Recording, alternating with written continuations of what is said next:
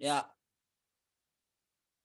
selamat siang buat kawan-kawan semua. Di sini kami akan menjelaskan tentang materi yang akan kami bawakan, yaitu pembangkit listrik tenaga panas bumi. Ya, kami perkenalkan diri terlebih dahulu. Perkenalkan, nama saya Muhammad Fadli Aziz Malik Pane. Nama saya Tuari Kuansa Lumban Gaul. Perkenalkan, nama saya Malinton Sinaga. Nama saya Tupri Sitinjak. Nama saya Boy Andesko Simanjorang. Perkenalkan, nama saya Haryono Simanungkalit. Ya, kami sudah menjelaskan nama kami satu persatu. Kami akan membahasnya satu persatu. Yang pertama, pembangkit listrik tenaga panas bumi.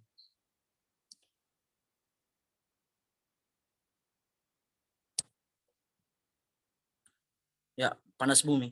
Energi panas bumi juga dikenal dengan nama energi geotermal yang berasal dari bahasa Yunani. Dalam bahasa Yunani, kata geo memiliki arti bumi dan kata thermal memiliki arti panas. Jadi ketika digabungkan, kata geotermal memiliki arti panas bumi. Energi panas bumi sendiri dihasilkan dan disimpan di dalam inti bumi. Ya, yang kedua, potensi panas bumi di Indonesia. Ada beberapa potensi panas bumi di Indonesia, yaitu PLTP Kamojang di dekat Garut memiliki unit 1, 2, 3 dengan kapasitas total 140 MW. Potensi yang masih dapat dikembangkan sekitar 60 MW. PLTP derajat 60 km sebelah tenggara Bandung dengan kapasitas 55 MW.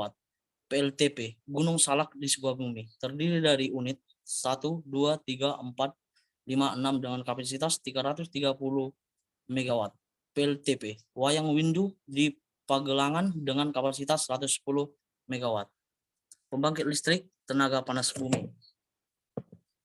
Apabila sumber daya panas bumi mempunyai temperatur sedang, fluida panas bumi masih dapat dimanfaatkan untuk membangkit listrik dengan menggunakan pembangkit listrik siklus binary atau dengan disebut juga binary plane.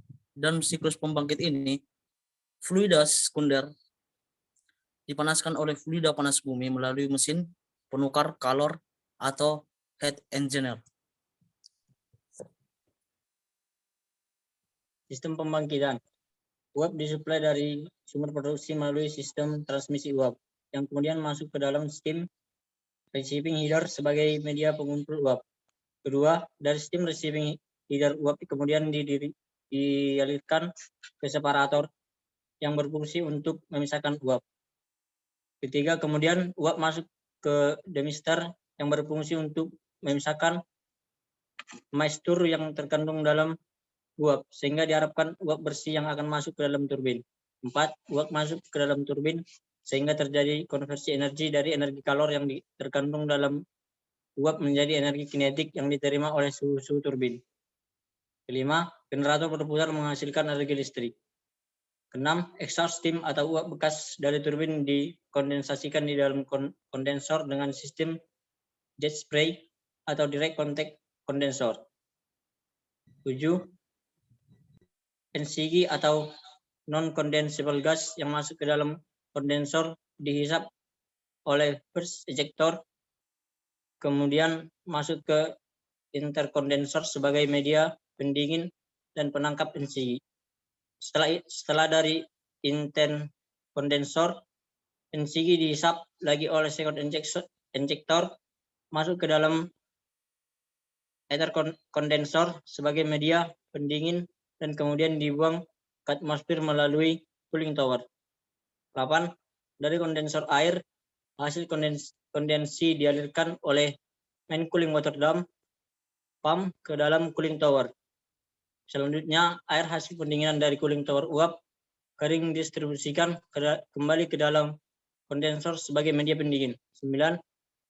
Primary cooling system di samping sebagai pendingin, secondary cooling system juga mengisi air pendingin ke interkondensor dan after kondensor.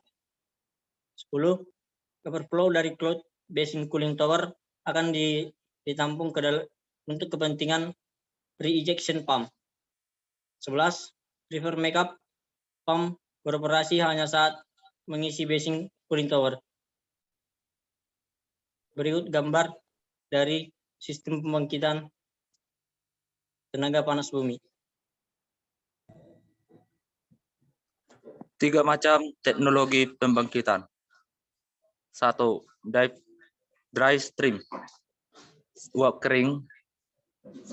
Bekerja pada suhu uap reservoir. 2. Cocok untuk PLTP, kapasitas kecil dan kandungan gas yang tinggi.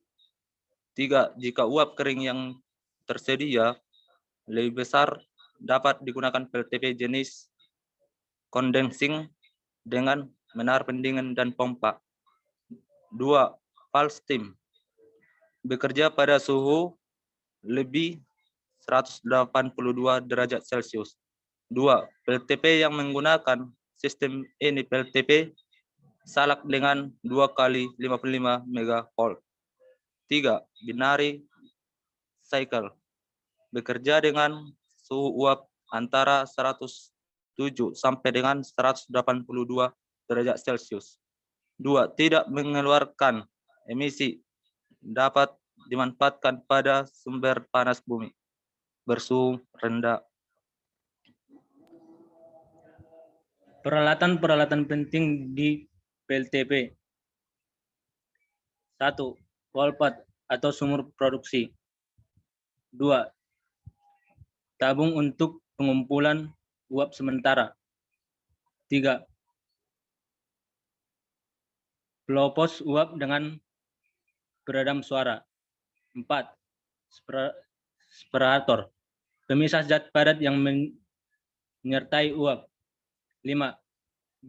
Demonstrator, mengeliminasi butir air yang menyertai uap.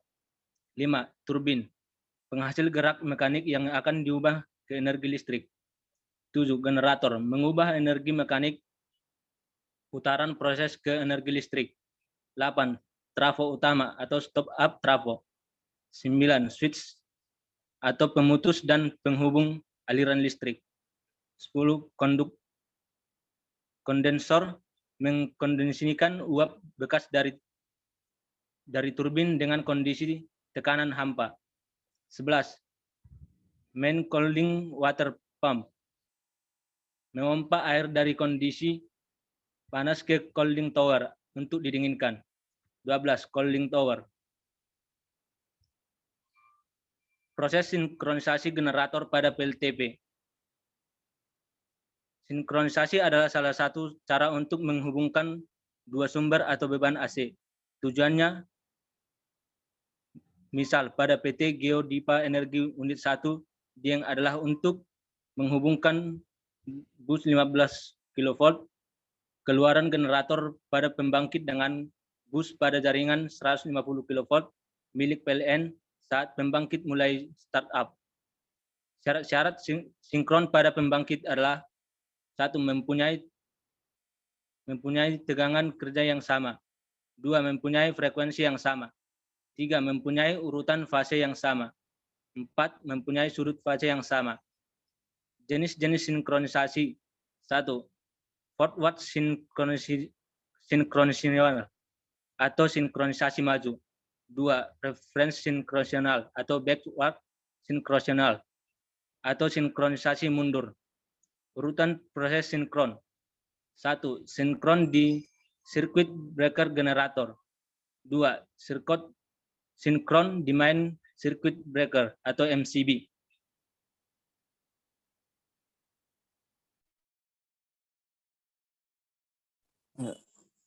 Kelebihan energi geotermal atau panas bumi. 1. Pemanfaatan energi geotermal atau panas bumi sebagai salah satu sumber energi alternatif yang diyakini mempunyai berbagai keuntungan dan kelebihan. Di antara kelebihan dan keuntungan pemanfaatan energi geotermal tersebut adalah panas bumi atau geothermal energy merupakan salah satu sumber energi paling bersih, jauh lebih bersih dari sumber energi fosil yang menimbulkan polusi atau emisi gas rumah kaca.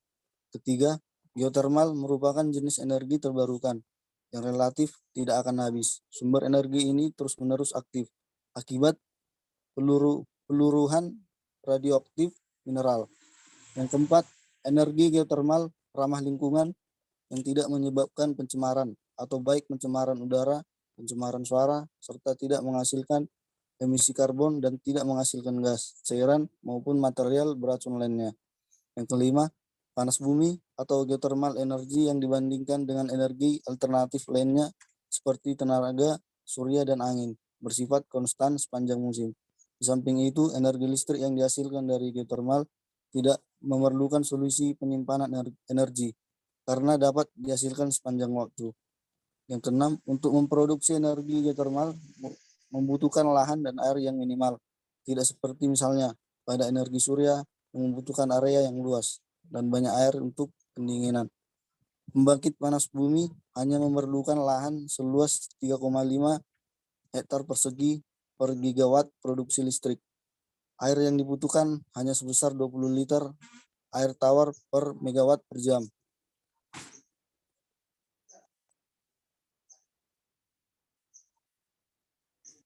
Kekurangan energi geotermal atau panas bumi. Selain memiliki kelebihan, energi geotermal pun memiliki kekurangan. Di antara kekurangan energi geotermal adalah sebagai berikut: 1. Biaya modal yang tinggi. Pembangunan bangkit listrik geotermal memerlukan biaya yang besar, terutama pada eksploitasi dan pengebaran. Yang kedua, pembangkit listrik tenaga panas bumi hanya dapat dibangun di sekitar lempeng tektonik, di mana temperatur tinggi dari sumber panas bumi tersedia di dekat permukaan. Yang ketiga, pembangunan pembangkit listrik geotermal diduga dapat mempengaruhi kestabilan tanah di area sekitarnya. Terima kasih.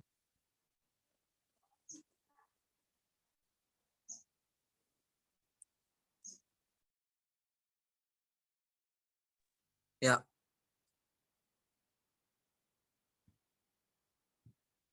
Ya, itulah banyak sedikitnya yang dapat kami jelaskan tentang pembangkit listrik tenaga panas bumi. Jika ada salah kata, kami dari satu kelompok meminta maaf. Ya, terima kasih.